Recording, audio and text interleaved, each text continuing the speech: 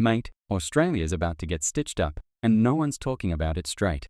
Forget the cost of living crisis, forget housing prices that make your nan choke on her Milo. The real bombshell is that Canberra's gearing up to lock us into a future where we get less say, not more. Albanese reckons 3 years of government isn't enough, so he wants to stretch it out to 4. Sounds boring on the surface, right? Just another dry political debate for the nerds in Parliament House. But nah, this one's more dangerous than a brown snake in your boots, because if it goes through, it'll completely change how much power politicians have over us. And spoiler alert, it's not about helping you pay your bills or get into a home. It's about giving them an easier ride while we cop it on the chin. Before we tear apart this Albanese lay stitch-up, where Albo wants to lock you out of democracy, Lay's grinning on the sidelines, and Trump's comeback has Canberra quaking, smash that like button like it just hiked your power bill for climate action. Subscribe if you're sick of politicians selling you stability while selling out your future. And grab the Can I Vote for a Kangaroo shirt, links in the description. Now picture this, you've got a landlord who's already dodgy as hell. He promises he'll fix the leaky roof, but instead he just jacks up the rent every year. At least under the current system, you can boot him out every 3 years if you've had enough. That's how our democracy works. Politicians are on a short leash. Albanese wants to cut that leash and let the buggers run wild for an extra year. That's 4 years of broken promises, 4 years of policies no one voted for, and 4 years of being ignored while they line their pockets. And don't forget, every extra year is another year of you footing the bill while they swan around pretending to care about working-class Aussies. Here's the spicy bit, they'll sell it to us as stability.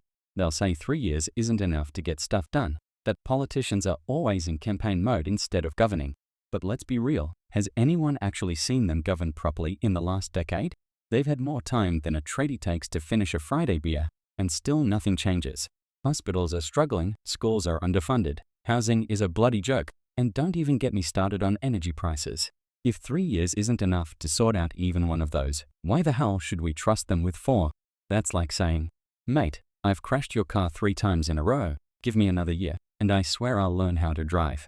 And here's the kicker, to make it happen, they'll need another referendum. Yep. After the absolute circus that was the voice referendum, Albanese wants to drag us back to the polls for another national bunfight. Australians are referendum fatigued, mate. We're sick of it. These things cost millions of taxpayer dollars, money that could actually go into, I dunno, making life better instead of funding Canberra's power games. But Albanese doesn't care. Because for him, this isn't about you. It's about locking in his legacy and giving his mates an easier gig. Less elections, less accountability, more time for politicians to do whatever the hell they like without having to worry about being turfed out. And it's not just Labor. Don't think for a second the Libs are innocent here. Even Peter Dutton's hinted he's keen on the idea. Bipartisan support, they call it. I call it a bloody stitch-up. When both sides of politics suddenly agree on something, you know it's not about helping you, it's about helping themselves. And now, with Susan Ley stepping in as opposition leader, the first woman to lead the Liberal Party, making headlines for all the wrong reasons, you can bet she'll play the same game. Don't let the historic title fool you. She's not there to fight for everyday Aussies. She's there to make sure the Liberals don't miss out on the same cushy deal if the terms get extended. But here's where it gets real juicy.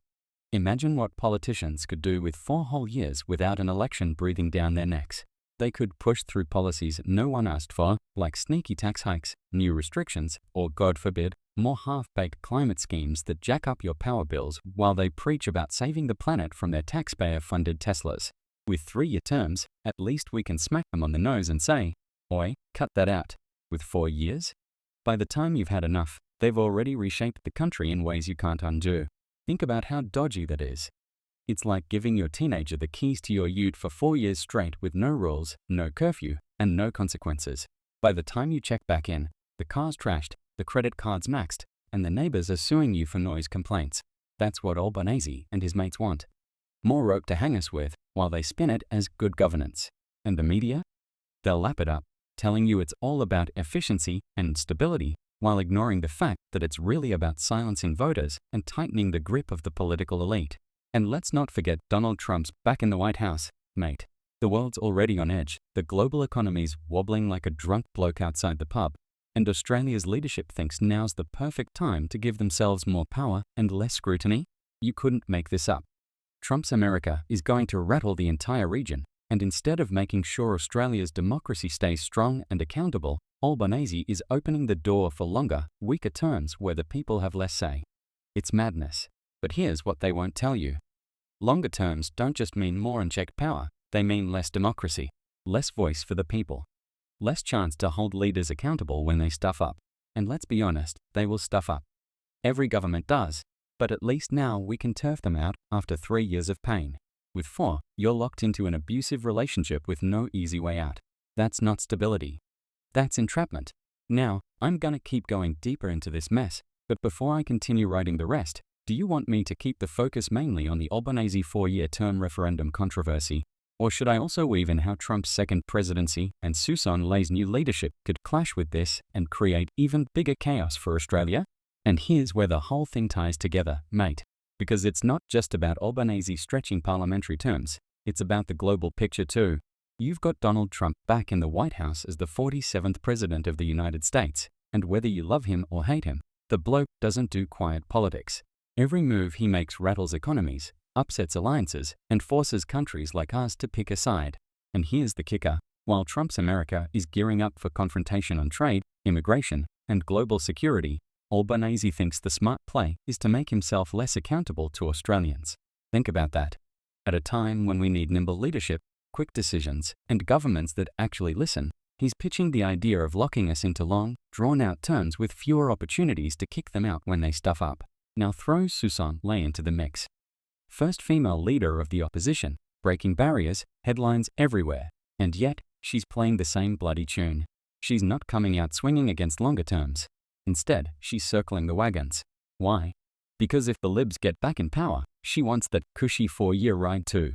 Don't fall for the media spin that she's some kind of warrior for accountability. She's just as keen to milk the system, because longer terms mean less campaigning, fewer awkward press conferences, and more time doing deals behind closed doors, while the rest of us are too busy trying to pay off mortgages the size of small countries. And let's not forget how dodgy referendums are in this country. Since 1901, we've had 44 of them, and only 8 have passed. 8. Aussies don't trust politicians enough to hand them more power, and for bloody good reason. But this one's different because the political elite will push it harder than a used car salesman flogging a lemon. They'll pump millions into ads telling us it's about stability and progress. They'll roll out experts in suits who'll say 3 years is inefficient and costly. But you won't hear the truth. That longer terms mean fewer chances to hold these jokers to account, fewer elections where you can boot out the liars, and more time for the big end of town to sink its claws into policy without you having a say. And imagine what 4-year terms look like under Trump's second presidency. He's already shaking NATO to its core, hinting at pulling funding, demanding allies pay up. You think Australia's defense deals are safe? Not a chance. A destabilized global order means we need a government that answers to the people quickly. But if Albanese gets his way, by the time you've had a chance to send a message at the ballot box, Trump could have dragged the world into a whole new mess, and our leaders will have committed us to it without blinking. That's not stability, mate. That's being chained to a sinking ship. And here's the real spicy bit. The elites love the idea of longer terms because it lets them plan bigger, more profitable deals without pesky voters interrupting. 4 years is a long time in the boardrooms of big banks, mining giants, and property developers. They'll push for policies that benefit them, more land grabs, more dodgy contracts, more taxpayer money funneled into private hands. And by the time you realize what's happening, the next election's still years away. It's like handing the fox the keys to the henhouse and then saying, "Don't worry, we'll check back later." By then, the chickens are gone, mate. Now, some people will say, but sod, longer terms mean politicians can make tough decisions without worrying about being unpopular. Yeah, and pigs might fly. Since when have our leaders made brave decisions for the people? All they've done is dodge accountability. Longer terms don't mean more courage, they mean more arrogance. They'll push policies we hate because they know we can't vote them out until it's too late. And don't think for a second that means better infrastructure, cheaper housing, or stronger healthcare. Nah, it means more deals that benefit them, their donors, and their party machines. Meanwhile, we're stuck with the fallout. Higher rents, higher energy bills, hospitals crumbling, schools begging for resources, farmers selling out because they can't survive. And while you're struggling to pay for groceries, politicians will be enjoying their 4th taxpayer-funded junket of the year. That's what 4-year terms give us, more time for them to live large, less time for us to hold them accountable. And let's be real, mate, if Albanese and Lay both line up behind this, what hope have we got? That's when you know the fix is in. Labour and Liberal will turn this referendum into a giant marketing campaign, each pretending to be on your side while both actually backing the same outcome. And the media will cheer them on because controversy sells papers and keeps the advertising dollars flowing. But Aussies need to wake up. This isn't about stability. This isn't about good governance. This is about power, their power, not yours. And here's something no one's talking about. If we let them get away with this, what's next? If they can convince you that 4-year terms are reasonable, then why stop there? What's to stop them from pushing for 5 years down the track? Or even fixed terms where you can't dissolve parliament no matter what? That's how democracies erode, mate. Not with one big bang, but with small, sneaky changes that look harmless until suddenly you realize you've lost control. And by then, it's too late. So here's the bottom line.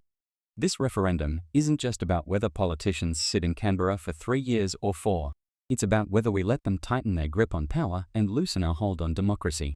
It's about whether we want governments that fear the people or people who fear the government.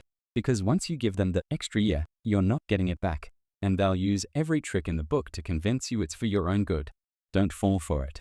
See you in the next one. And don't forget to smash that like button like it just sold your local footy oval to developers while calling it progress. Oi, and if you're really fired up, grab the "Can I vote for a kangaroo" shirt, wear it when you're coughing up $10 for a flat white or watching another politician explain why you've got to pay more for less. Stay sharp, stay cheeky, and never stop fighting for the Australia we bloody deserve.